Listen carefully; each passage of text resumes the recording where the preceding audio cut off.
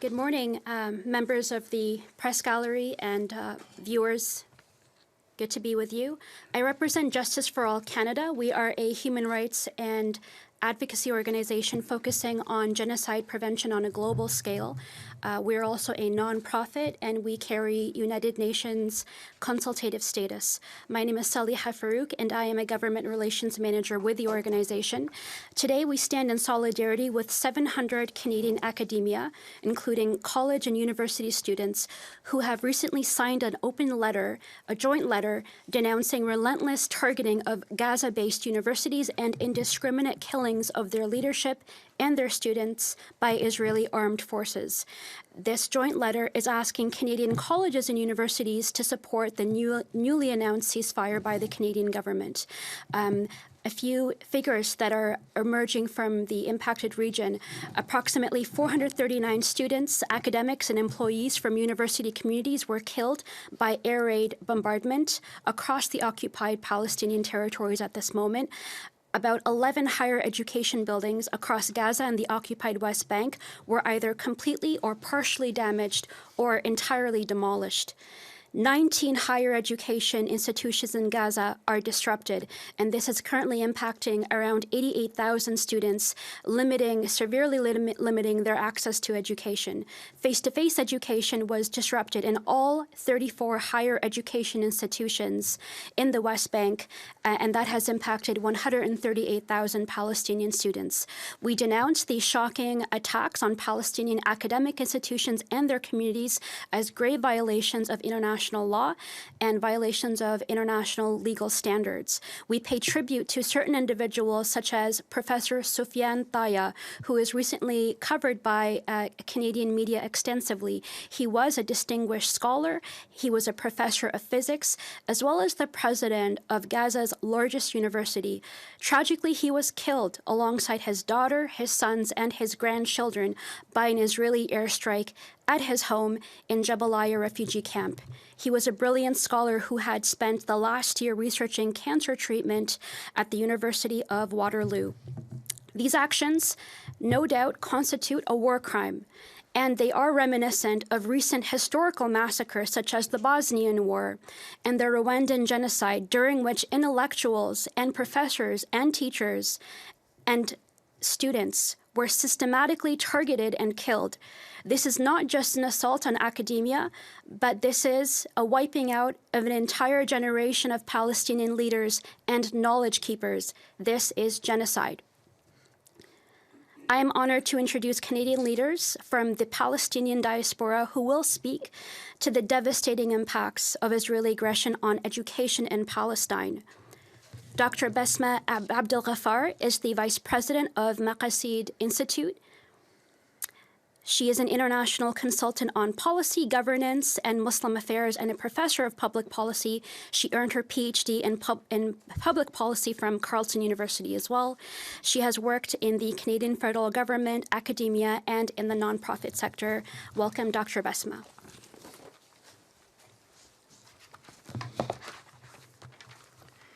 Good morning. Over 18,000 Palestinians have been killed, and many remain under the rubble in Gaza. I have lost many dear friends. Well over 45,000 have been injured, and 1.9 million people have been displaced. And there has been extensive destruction of all aspects of civilian infrastructure. Israel has cut off food, water, medicines, and electricity, and prevented aid convoys from delivering relief. There is nowhere to shelter, it is getting cold, and people are starving. Beyond this, one should not have to offer further justifications for an unequivocal and permanent ceasefire, backed by all measures necessary to ensure compliance. But we are here today for a specific demand. We are asking Canadian universities, colleges, and educational institutions to demand that our government call for a ceasefire, that it condemn the targeted destruction of places of learning at all levels and the targeted assassination of Palestinian academics, intellectuals, and professionals, that it honors their legacy through a commitment to rebuild infrastructure, initiate collaborations, offer scholarships, and demand the protection of Palestinian educators, students, intellectuals, and their institutions. In light of this focus, I want to share 3 core beliefs that Muslims hold sacred. First, that knowledge is the inheritance of humanity. This is a deep-rooted Islamic belief of a prophetic teaching. It is a universal law that we all benefit from shared ideas and that we benefit from each other's discoveries and innovations. Knowledge from the past, the present, and yet to be discovered in the future. The killing of intellectuals and the destruction of educational institutions robs humanity of this inheritance. It robs you and me of invaluable wealth, of cures, of technologies, of literature, of language, of ways of knowing and being that contribute to our collective resilience. Second, that seeking knowledge is an obligation on all Muslims. This too is a tenet of our faith. And so the targeted destruction of schools, universities, public libraries, museums, and centers for learning, the disruption of and perilous access to them for tens of thousands of individuals is extremely disconcerting. And finally, that repositories of knowledge are to be protected and not jeopardized by hostilities in times of conflict, so that their knowledge can be preserved and utilized for the benefit of those returning from war and to rebuild their societies as they recalibrate and return to normalcy.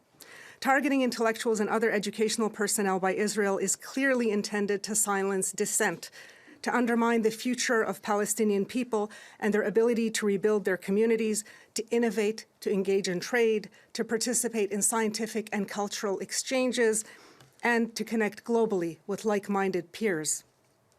By focusing on intellectuals, we are not in any way diminishing the value of any life.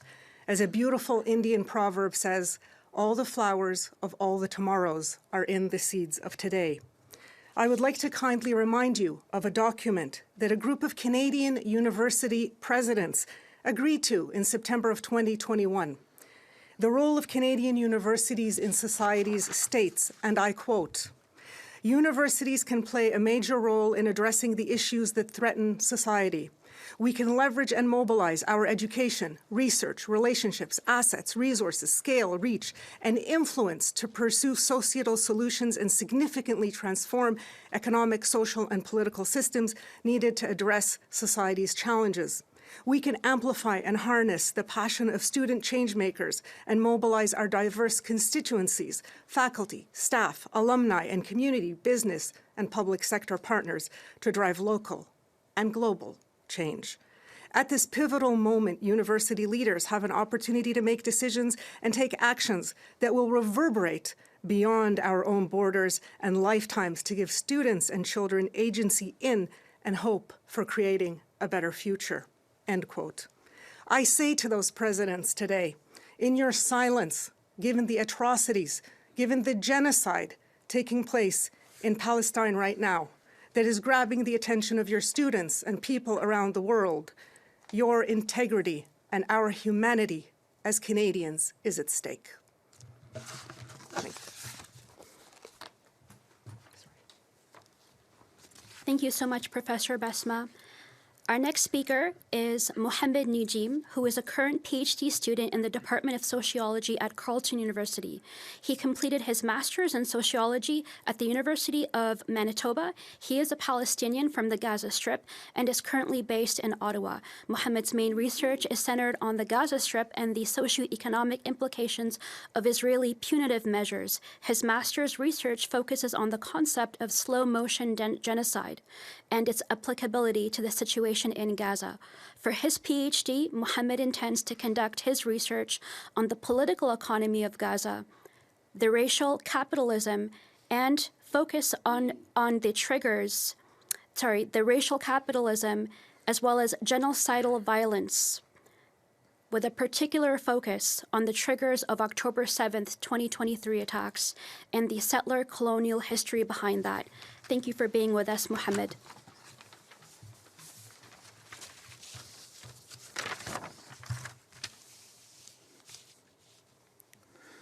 My name is Mohammed Nijim, and I'm a PhD candidate at Carleton University. Today I stand before you not just as an academic, but as a concerned human being, deeply troubled by the distressing images and videos emerging from the Gaza Strip.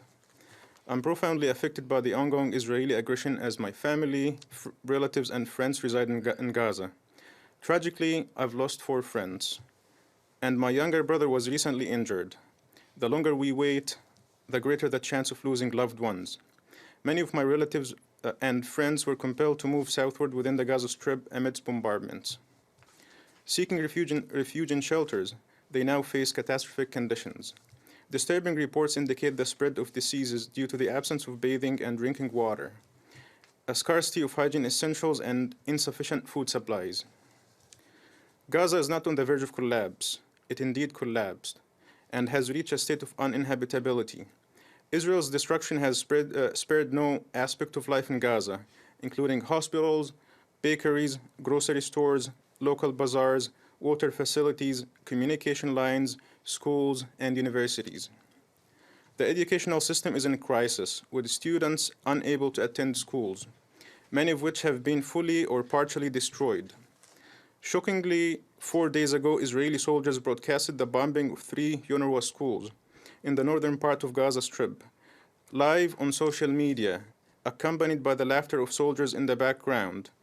Moreover, Israel committed a horrifying massacre at Al-Fakhura school in Gaza, claiming the lives of thousands of innocent people seeking shelter there. Israel's current aggression has resulted in the tragic death of over 8,000 children, who should have been protected by international law. These children who were supposed to enjoy education and playful activities are instead bearing the consequences of trauma and aggression. Children in Gaza are now displaced, constantly searching for security and carrying mattresses from one place to another in a desperate quest for security. Numerous experts and scholars characterize Israel's actions in Gaza as a textbook example of genocide. Notably, Prime Minister Netanyahu calls for a form of cultural genocide, expressed through his call for a transformation in the educational system in Gaza. He proposes introducing new curricula to impart a fabricated history to indigenous children, with the apparent aim of eroding their Arabic and Palestinian identity and potentially undermining their language. The destruction of educational institutions in Gaza extends to universities and colleges. Israel deliberately targeted prominent institutions such as the Islamic University, Al-Azhar University, and Al-Quds Open University, along with numerous other colleges. They also deliberately targeted university staff, such as renowned scholar Sufyan Taya, which further underscores the gravity of their actions. Dr. Taya, recognized as one of the top 2% researchers globally in physics, served as a visiting professor at the University of Waterloo just last year. Before his tragic death in an Israeli strike in the Jabalia refugee camp, Dr. Taya, who also served as the president of the Islamic University of Gaza, conveyed a message to his colleague, Dr. Omar Ramahi of Waterloo, urging him to inform Canadians about the wide-scale destruction inflicted upon universities in Gaza. The casualties also include Rifat Al-Arir, another professor at the Islamic University of Gaza, known for his vocal advocacy for Palestinian rights through writing and appearances on various TV and social media outlets. Al-Arir, who never bore a gun, but wielded a pen to educate Gaza's youth on how to convey their voice to the world in English, tragically lost his life. In a poignant poem anticipating his death, he expressed, "If I must die, let it bring hope. Let it be a tale." This ongoing violence has led to the loss of hundreds of Palestinian university students and the tragic deaths of numerous teaching staff. This is a genocide targeting all walks of life and happening live on TV. Instead of seeking the destruction of the Gaza Strip, Israel must recognize Palestine as a sovereign state and end its decades-long occupation. Without doing so, more human loss will occur, as history has shown us. The continuation of the current assault is slowly conducing to mass starvation and an epidemic that can spread out very quickly. Canada has a unique opportunity to align itself with principles of justice by not only urging an immediate ceasefire, but also taking practical measures that compel Israel to cease its atrocities and end the 17-year-long blockade along with the occupation. This moment also provides Canadian universities with a significant platform to align with core values and emphatically call for an end to the ongoing genocide. Let's not be silenced. Let's not be intimidated, and collectively stand up for the oppressed and give Gazans some hope. Thank you so much, Mohammed. Our next speaker, Dr. Iyas Salim, is a global and international studies lecturer at Carleton University. He had co-founded the Research Center for Human Dignity while an assistant professor at Doshisha University in Kyoto, Japan. He carries over 12 years of experience managing developmental and humanitarian projects at Japan's International Cooperation Agency in Gaza and the West Bank in Palestine. Welcome, Dr. Iyas. My name is Iyas Salim, and I teach at the Global International Studies Department of Carleton University. On Monday, October 23rd, Professor Ibrahim al-Astal was killed with his wife, 2 daughters, Ibtihal and Afnan, and a number of his relatives when Israel bombed his home in the city of Khan Yunis in the south of Gaza Strip. He was the Dean of Education at one of Gaza's largest universities. Ibrahim was a lifelong friend of mine and a former classmate in high school with whom I shared a bench in class for 2 years. 5 days before his house was bombed on October 18th, I reached out to Professor al-Astal, asking him about his well-being and that of his family. His brief response, "Thank God, I pray for the safety of everyone," highlighted the daily difficulties of insecurity, fear, and the absence of electricity and internet communication in Gaza.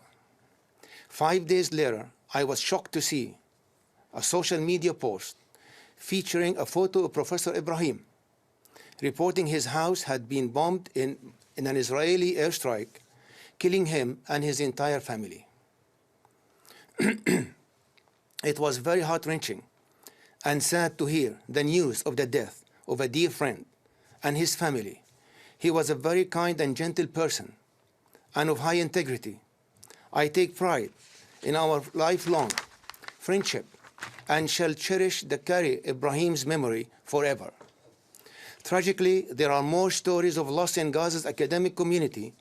On Tuesday, November 14th, one of Gaza's most prominent figures in higher education and a respected biology scientist, Professor Mohammed Nijim, was killed with his wife, his son's wife, and her child, and 7 more relatives who were seeking shelter in his home in Gaza City. He was a highly respected scholar and educator who contributed immensely to higher education in Gaza. Professor Nijim was a family friend going back for many years. Similarly, the Dean of the Medical School at the Islamic University of Gaza, Professor Dr. Omar Farwana, was murdered when Israel bombed his house on October 15. The bombing killed the entire family of Professor Farwana, including his wife, his children, daughter, Dr. Aya, a medical doctor, and his grandchildren. The entire family of Professor Omar was wiped out, ending their lives in an instance of a missile attack. Israel is waging a barbaric bombardment on civilians and civilian infrastructure, including the targeting of higher education, institutions, academics, faculty, and students, and schools. Gaza's top universities, the Islamic University of Gaza and Al-Azhar University, have both been carpet-bombed and reduced to rubble by Israel's US-supplied jets and most advanced missiles. Israel used airstrikes to blow up the Islamic University in Gaza on October 16. This amounts to war crimes. In bombing and destroying universities, Palestinian higher education is being reduced to rubble. Many students, faculty, and university staff remain under rubble. According to the UN, a total of 258 schools, or 51% of all schools in Gaza, have been destroyed or partially damaged by Israel. Israel's aim is to make life impossible for the Palestinian inhabitants in Gaza. Recently, 15 Palestinian universities issued a statement saying the cumulative effect of the bombing has resulted in massive and ongoing killing of people, many of whom are students, faculty, and staff. It also caused displacement and destruction, imperiling even the possibility of access to education for generations of Gazan children and students into the indefinite future. We call upon Canadian universities, colleges, scholars, faculty unions, university departments, and academic associations, student unions, alumni, and related organizations to call for an immediate and permanent ceasefire, condemn Israel's genocidal actions and the targeting of academic communities and the destruction of universities and higher education infrastructure. Palestinian students have hopes and dreams, and education offers them the success they aspire in life. As the saying goes in Palestine, education is a ticket to a future. Those professors, scholars, and academics who were murdered are immortals, and their memories will live forever through the thousands of students in Palestine and everywhere globally. Thank you. Thank you so much, Dr. Iyas. And in my brief conclusion, I want to start by thanking our speakers for sharing their lived experiences, their grief and their pain with us with so much grace and courage and bravery. We are inspired by you. And we are here to humanize Palestinians, to believe Palestinians, and we ask the world to do the same. Voices like the ones that we've heard today from the speaker standing behind me are sadly missing from the narrative across North America, which is unfortunately biased and discriminatory. And much of it is inaccurate. We call on Canadian universities and colleges to endorse calls for a ceasefire recently announced by the Canadian government, and we implore them to recognize that this is a human rights issue which is totally devoid of any politics. Canadian schools should recognize the severe impact of Israel's bombing campaign on education access in Palestine and on student and professor lives. They should advocate for protecting Palestine's academic communities, many of whom, just like Professor Sofiane Taya, have contributed immensely to Canada's academia. And there should be attempts to aid students directly threatened by ongoing airstrikes and bombardment in the occupied Palestinian territories as we speak right now. Last but certainly not least, we do acknowledge Canada's announcement of supporting calls for a ceasefire, but it does come at a late and heavy cost, which I must highlight today. After nearly 20,000 Palestinians were brutally killed, around 75% of whom are women and children. After countless atrocities committed and a region in turmoil, these are real numbers. Canada's ceasefire calls also follows these thousands of murders of Palestinian children in cold blood. It follows several abstentions from critical United Nations resolutions which were attempting to advocate for the protection of Palestinian life and dignity. And they had failed without Canada's vote at the UN. It followed attempts by Canada to obstruct ICC war crime investigations into Israel when Canada resisted to cease arms sales to Israel as well. We call on the Canadian government to urgently condemn Israeli violence and disproportionate actions against Palestinians. Every life is precious, but I want to emphasize that the disproportionate use of force is very clear on the Palestinian side. We look for legal accountability for atrocities, which must be pursued at the highest levels. We ask for Canada to be consistent with ongoing recommendations made by the United Nations and by several NGOs. There must be an immediate cessation of arms and military equipment sales from Canada to Israel. Just because a ceasefire was advocated for at the UN by Canada doesn't mean a ceasefire was actually implemented. So we also ask for Canada to work towards the effective and long-standing implementation of an actual ceasefire. Canada must review its arms trade policies and cease transactions with the Israeli government that may contribute to human rights violations or breaches of international humanitarian law. We also ask for urgent, adequate, and uninterrupted delivery of humanitarian aid, including essential provisions for pregnant Palestinian women, around 50,000 of whom who are expected to give birth in deplorable conditions, for children who are undergoing surgeries without any anesthesia due to bombings that had affected different parts of their bodies, and for Palestinian people living with disabilities who are facing the brunt of the hostilities in that region.